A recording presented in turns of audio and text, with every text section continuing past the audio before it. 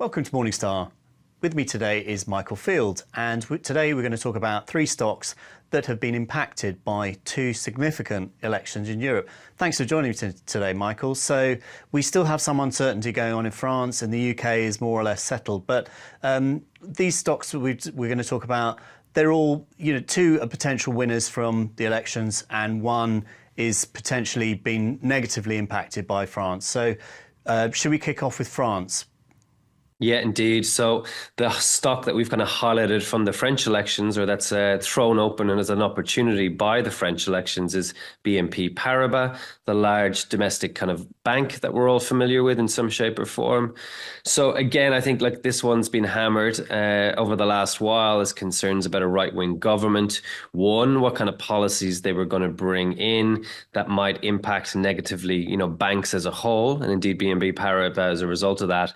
And two, the more general risks to the economy if indeed the right-wing government blew out the fiscal deficit to pay for a lot of social programs, what kind of effect that would have on French credit spreads and indeed funding costs for the bank. So that's kind of why the opportunities presented itself.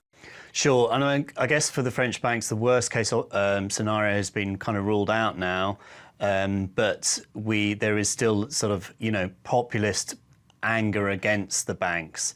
I mean, that has led to an unfair discount to BNP Paribas fair value.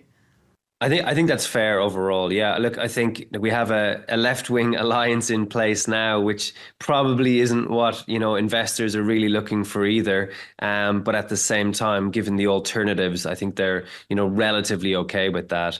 The danger, I suppose, is that we don't know exactly what kind of policies they're going to bring in place, or if indeed the social programs that they've talked about are going to require increasing the fiscal deficit in France materially as well. So there's still dangers. It's not to say this is kind of a gimme now, but at the same time, we think the stock is trading at too large a discount. It's something like 25% to our fair value estimate, 40% below book. So we think from that perspective, there's a bit too much discounted. And, the final point on that is, yes, they're a large French bank. Yes, they have, retail operations in France, but it's only about a quarter of their overall business. So from that perspective, they're pretty well diversified. Yeah, so, I mean, if you set aside the uncertainty discount, the European banks generally pretty well capitalised, and BNP Paribas no exception. I think that's fair. And that's one of the key things, our banking team's been looking at, really. Interest rates are falling across Europe. We've seen the first cut from the ECB. And now the questions are being asked, look, what kind of banks can maintain profitability over the next number of years in a falling interest rate environment? And BP are one of those large, well-capitalized banks that you mentioned that we think are actually up to that task. Sure, thanks for that. So let's head to Germany now. We're going to look at a German utility, RWE, but you looking at it from the perspective as a potential winner from the UK election. Indeed. Look, RWE, it's a German utility, but its exposure to the UK is quite vast. And one of the promises that Labour have made, kind of piggybacking on a Conservative policy, is the decarbonisation of the power grid. And they're looking to do that by 2030, which is a pretty ambitious target. Obviously, names like National Grid are going to be at the forefront of benefiting from this decarbonisation of the grid and the capital that will have to be invested as a result of that. But second derivative plays like RWE, which are trading at large discounts, currently it's a 5-star stock, could also benefit massively from renewables power generation, which is essentially their bread and butter. Sure, and but for the utilities, this upgrade is going to cost a lot of money. Is that going to weigh on the balance sheet? So I think, is it going to cost a lot of money? Of course. Can that be a good thing? Yes, because then they can earn pretty decent returns on any capital they're investing over the next number of years.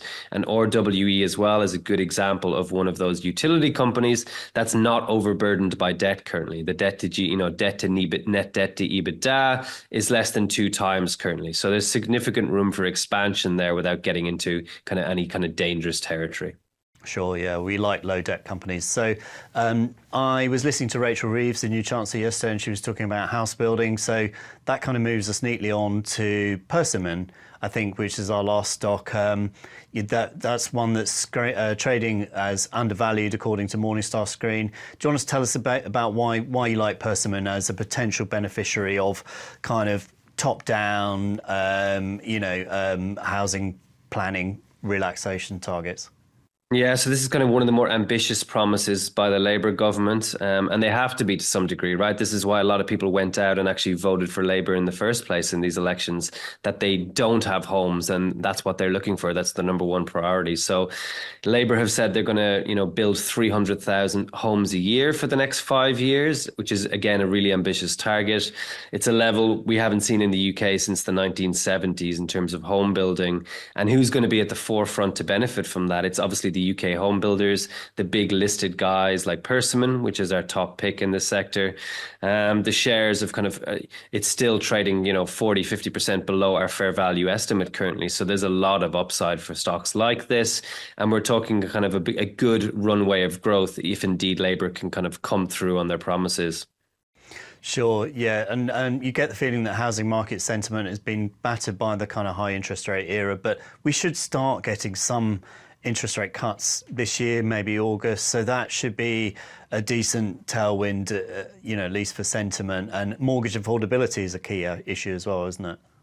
Indeed. Look, that's one of the key drivers of the kind of downward performance in this. It's mortgage approvals, which have been pretty weak over the last year or so as a result of the high interest rates that you mentioned. But this is kind of the dual catalyst. You have a Labour government on the one hand that's saying they're going to start building houses at a pace not seen for quite a number of years. And on the other hand, you have the Bank of England, which are probably very likely to cut rates even next month and then set that downward trend of rate cutting as well. So a number of catalysts that could move the share price for a significantly discounted stock. Sure, thanks. And my final question really is, are house builders, are they a decent income play still? I know Persimmon reset its dividend, a couple of years ago. It used to be a massive payer, but could it still be considered a sort of income and growth sort of stock? I think so, certainly from the income perspective anyway. Look, you mentioned correctly, they did reset their dividend, but as I mentioned, the share price kind of fell by 2/3 at one point. So that was probably very much needed. The current dividend yield is north of 4%, but so puts it kind of by any means, that's a good income stock, I think. But sure. Brilliant. Yeah. Well, thanks very much for your time, Michael, as always, and I look forward to catching up next time we talk about more events. Earnings season maybe is on the horizon, so be a good time to start. So thanks very much.